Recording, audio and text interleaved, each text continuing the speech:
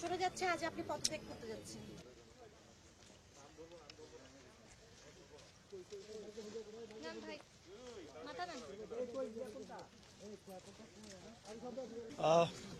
আপনারা জানেন যে জুলাই গণ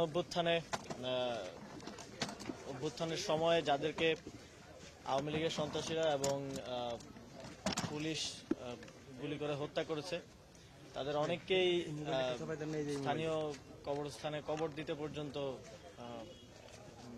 মসজিদ কমিটি কিংবা ওনারা রাজি পর্যন্ত হন নাই, এবং অনেকে হাসপাতালেও ভর্তি নেওয়া হয়নি। অনেকে চিকিৎসার অভাবে, সে সময় যদি চিকিৎসা পেত তাহলে হয়তো বেঁচে যেতেন। অনেকে চিকিৎসার অভাবে শহীদ হয়েছেন।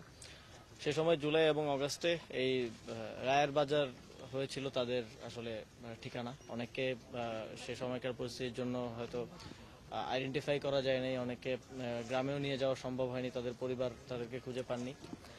তো যদিও একটা দীর্ঘ সময় গেছে, তারপরেও আপনারা জানেন যে সরকার ইতিমধ্যে উদ্যোগ গ্রহণ করেছে এবং আগামী 5ই ডিসেম্বর আন্তর্জাতিক ফরেনসিক এক্সপার্টরা বাংলাদেশে আসবেন, এবং আশা করা যাচ্ছে যে 7ই ডিসেম্বর থেকেই এই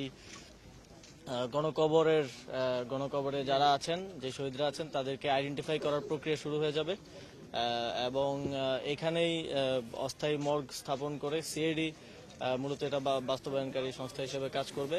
এখানে অস্থায়ী মর্গ স্থাপন করে, এখানেই টেন্ট স্থাপন করে এই কাজ শুরু হবে। জাতীয় এবং আন্তর্জাতিক ফরেনসিক এক্সপার্টদের মাধ্যমে ফরেনসিক করার মাধ্যমে আমরা আশা করি যে আমাদের সকল শহীদদের আমরা আইডেন্টিফাই করতে পারবো এবং তারা আমাদের শহীদদের তালিকায় অন্তর্ভুক্ত হবে।